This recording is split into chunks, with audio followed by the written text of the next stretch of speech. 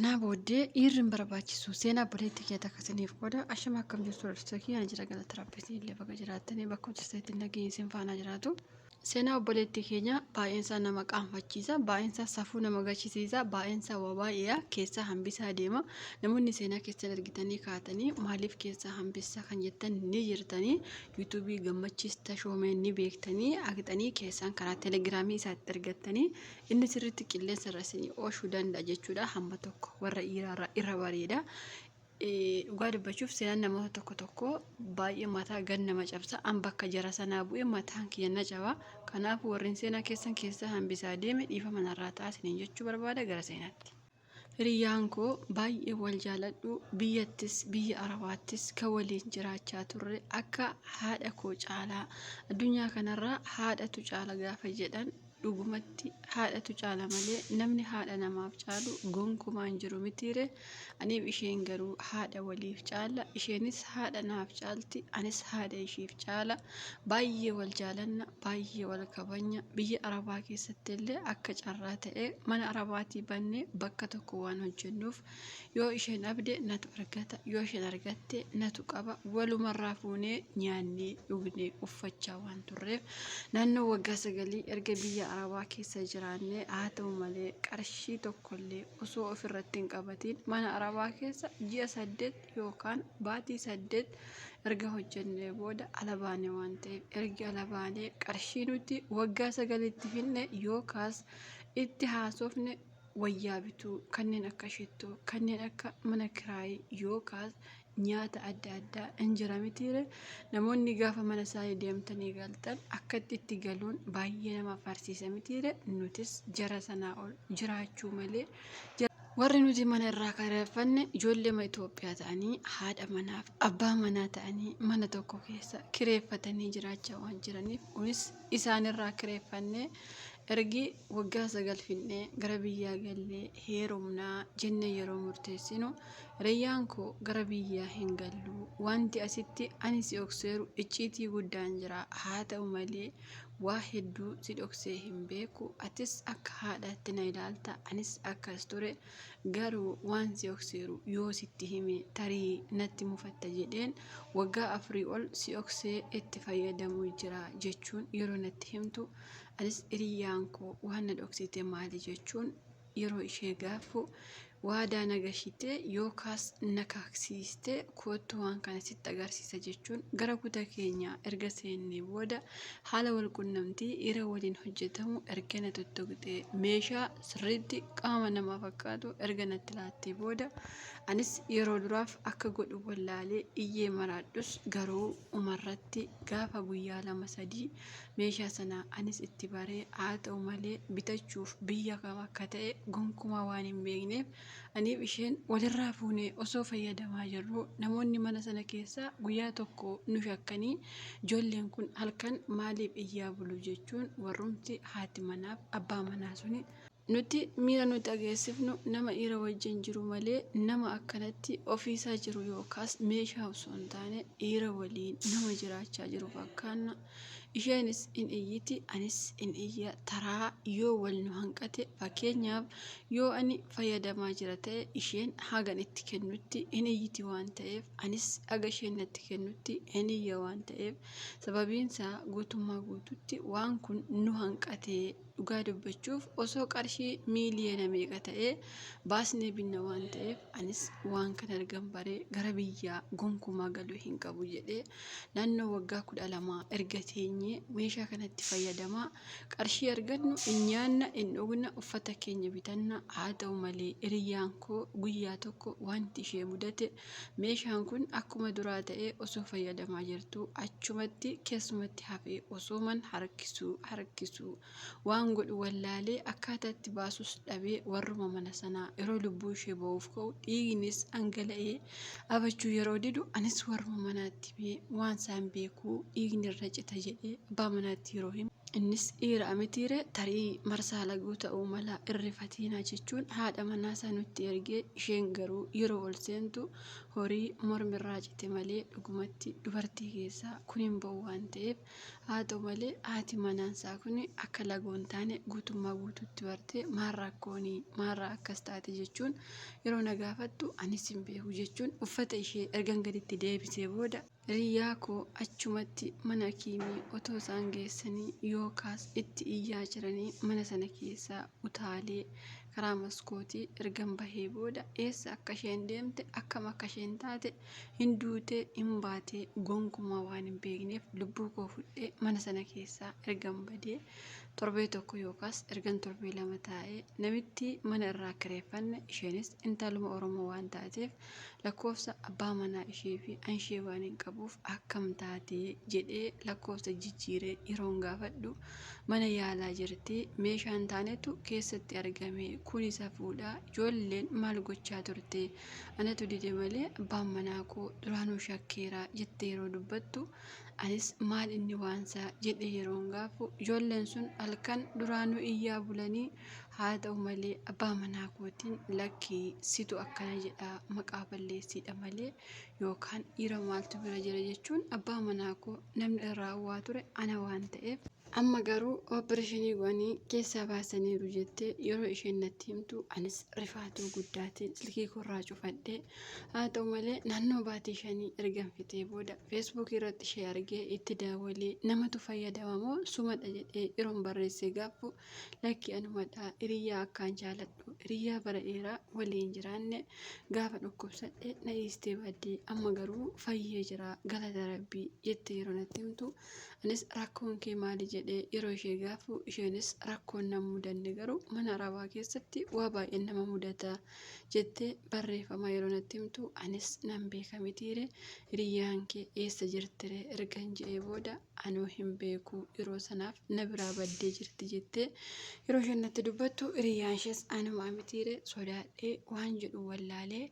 ishee okadhee gara biyyaa galee naannoo torbee 2 yookaas ji'a tokko ergan fixee booda fincaan yeroo qabachuu dadhabu maatiin koo mana kiimii yeroo nageessan dhibee gadameessaa dhibee dhukkubni isaan beekamne gadameessa ishee keessatti uumamee jira ooppereeshinii yoo goone malee dhukkubni kun bahuu hin danda'u jechuun yeroo maatii kootti himan ani rakkoo koo beeka mitiire maatiin koo dhibeen gadameessaa maalumaaf itti dhufee maali kun yaa rabbi jechuun akka amantaa isaaniitti erginaaf kadhatanii dadhabanii hospitaalas erga nageessanii bakka hundumaayyuu ergi dadhabanii booda qarshii ani biyya arabaa naannoo waggaa 12 ol jiraadhe itti haasa'aa ture mitiire dafqa kootti sinamne qarshii kootti sinamne ani ergin biyya arabaa haqee baala gummaaf malee gaarummaaf tokkollee waa hin hojjenneef har'a maatiin koo waattiin mana kiimii nageessan abanii mana kan qabanii fi horii kan qaban gurguranii ooppereeshinii erga nago'anii booda galanni kan rabbiiti xiqqoo lubbuun koo naaf wayyee anis fayyee nama ta'e ergin jedhee biyya arabaa nan deebi'a jedhee osoon yaalaa jiru mucayyoo sana suuraa ishee rabbi rahmata siifaa godhu jechuun suuraa ishee yeroo siifachi oofe anis kuni soba jedhee itti qoradhee yeroon ilaalu obboleessa ishees duraan nan beeka waan ta'eef innis yaa haadhoo koo duuti akkanaa nagaan boqodhu jechuun yeroo suuraa ishee maxxansu maal taate jedhee yeroon gaafu innis anoon beeku biyya arabaatti dhukkubsachaa turte amma garuu lubbuun ishee darbe jedhanii erga miidiyaa irratti maxxansanii booda anis obboleessa isheerraa erga adda baafadhee guutummaa guutuutti du'uu ishee erga baree baay'ee nama rifachiisa mitiire haa ta'u malee anis gara biyya arabaatti nan qajeelira waan ta'eef du'a ishee baay'ee na ajaa'ibe dhugumatti ani hiriyyaan koo lubbuu keenya harkaan akka dabarsine guutummaa guutuutti erga naaf galee booda biyya arabaa erga dhufee hojjetadhee of jijjiira jedhee biyya kana keessatti nama naannoo keenyaa kan ta'e ergan jaaladhee isa waliin gaa'ila dhaabbadhee booda innis naannoo waggaa 3 erga waliin jiraannee mana kiimii yeroo deemnu ati ala argachuu hin dandeessu yeroo naan jedhan innis maannaaf goota jechuun qarshii waggaa 3 bakka tokkotti mana ijaarree waa tokkorra ooshanne isas naganee narraa deemii jechuu yeroo na ari'u anis amma biyya arabaa keessaa hojjetachaa waan hin jiruuf dhukkubni gadameessaa kan hiriyyaa koo ajjeese yeroo biyya jiru ooppereeshinii kanan ta'e har'a garuu deebi'ee na dhukkubaa waan jiruuf waan godhu wallaalee garatti deebi'u wallaalee dhugaa dubbachuuf tarii maaf kana goote siif bagaa jechuu waan danda'e qulqulleessaniif hiriyyaan koo osoo nan barsiifne ta'e ani kanas hin beeku agees waan hin beekneef har'a garuu namoonni tarii waan kana keessa jiraattan yookaan miidiyaa irratti agartanii gaarii wayii isin fakkaate hiriyyaa koo qaamaan ani beeku biyya Arabaatti waan ajjeesee jiruuf anis opereeshiniis ta'e ammayyuu siqaa ergaa waan hin jiruuf gabaabumatti yookaas battalumaan waan kana osoo dhiiftanii amsa kootii ana obboleettii keessan biyya Arabaatti akka isin irraa barattan seenaa koo isiniif qoode galatoomaa itti obboleettiin keenya. Seenaa obboleettii keenyaa isinii dubbisee keessaa hambiseen jira isiniin jeera waa baay'eesaa keessaa hambisaa deeme maaliifi akkaataa ishiin jettetti hunda isaa hin himne namoonni seenaa akkasitti xiqqoonatti ulfaatu keessaa isiniin jalaa hambisaa deemu asumaan dhiifama narraa taasiniin jechuu barbaada maaliifi xiqqoo seenaa ulfaata waan ta'eef dubartiirraa akkanatti haasa'uun baay'ee ulfaata bakka itti haasa'amus jira bakka itti immoo haasa'amnes jira waan ta'eef obboleettii keenya rabbi si haa fayyisu jechuu barbaada obboleettii keellee rabbi cubbuu ishee haa dhiisuu fi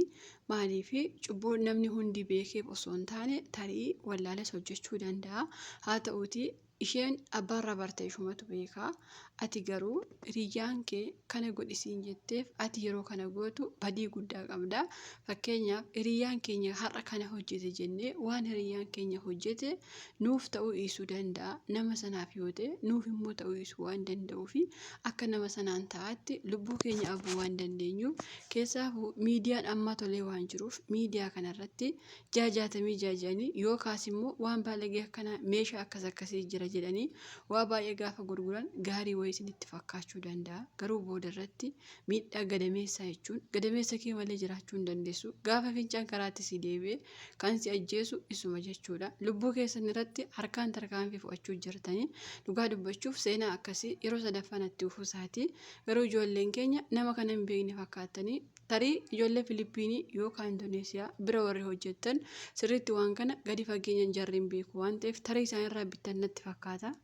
Namoonni gaarii jettanii jalarraa bittanii fayyadamtan boodatti miidhaa isaa ageessanii jirtanii namoonni baay'een miidhaa isaa hin himanii sababiin isaa qarshii guddaatti waan gurgurataniif yookaas immoo namni akkasii yoo du'e waan kun nama akkasii miidhe jedhanii himuu waan hin barbaanneef isin garuu shaawwadamtanii waan kana gaafa bittan lubbuu keessan irratti tarkaanfii fudhachuu jechuudha dhugaa dubbachuuf ani waan kana mucayyoon tokko Indoneeziyaa na fakkaatti mucaa mana kanaa hojjettee baate waliin turte biyya kiyyatti dagadhee dhufe malee waan akkasii hin jira jette itti odeessitee turte waggaa 9 dura waan kuni ani yeroo sana mucitti sanatti akkamitti waan kun jiraachuu danda'a jennee walumatti himnee kolfaa turre jechuudha biyya keessanii akkamitti biyya keenya jiraachaa turte mucaan suni tarii lammii akkasii gaafa agartan irraa bittan asumaan osoo hiiftanii amsa kooti dhugaa dubbachuuf namoonni baay'een harka rabbiirraan dhukkubni itti dhufe marfee abanii kan du'an baay'eedha nuti garuu baay'een keenya harkaan dhibee ofitti finna biyya Arabaa keessa waggaa 9-8 hojjetuun dirqama miti waggaa 2 hojjettanii gara biyyaa galtanii gaa'ela yoo dhaabbattan gaariidha maaliif gaa'ela yoo dhaabbattan wanti hundi akka amma isinitti ta'u miti tarii dargaggummaa isinitti agahamuu danda'a gaafa heerumtan hundiyyuu hin caama waan ta'eef akka bokkaa yeroo dura roobe akka lammaffaa isinitti hin ta'u kanaafuu lubbuu keessan qarshiitiin bittanii gurguruu yookaan biyya Arabaatti of ajjeesurra gara biyya keessanii galtanii heerumuun furmaata isiniin jechuu barbaada obboleettii keenya aamsa koo inni itti aanu deebisee heerumee qarshii narraa nyaatee ala argachuu hin dandeessu jennaan inni immoo deebisee na dhiisee malli koo maali jettee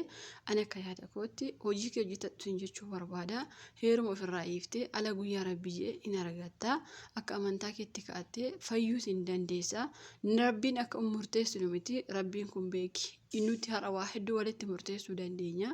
rabbiin garuu nu dhiisuu danda'a waan ta'eef cubbuu kee kadhattee akka amantaa keetti yaa rabbi naaf dhiisi beekee hin hojjenne nama itti na fide jettee boossee rabbii kee yoo kadhatte akka amantaa keetti rabbiin siif dhiisuu danda'a nuti daddafnee walitti murteessina rabbiin garuu dafee nutti murteessu kanaafuu abdii kuttee biyya Arabaa keessatti akkuma hiriyaa koo lubbuun koo asitti baati jettee akka abdiin kutanneen aamsa kooti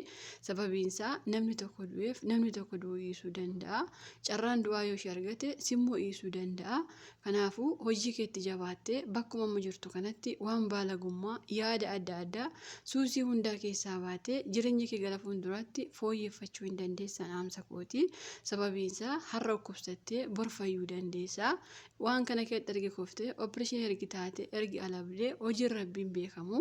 umarratti immoo ala argachuu dandeessa. Ala argattes abdes kun dirqama miti garuu ofii keef jiraachuun waan gaariidha. Har'a fakkeenya osoo ofii biftee akkana ta'e ala abee jireenya abee jechuu kee caalaa hojii kee hojjetattee reeffi kee gara biyyaatti galuurra fayyaa keessoo gara biyyaa galtee dhaamsa kooti. Sababiin isaa ati nama akka kooti maaliif akkas taate maaliif sana taate jee si arrabsuu hin danda'u. Maaliif achi keessatti kuftee waan jirtuuf keessaa bahuun har'a akka ati jettetti siif waan cimaadha. Keessaa bahuu dadhabee rakkachuu jira waa baay'ee natti himtee jirta.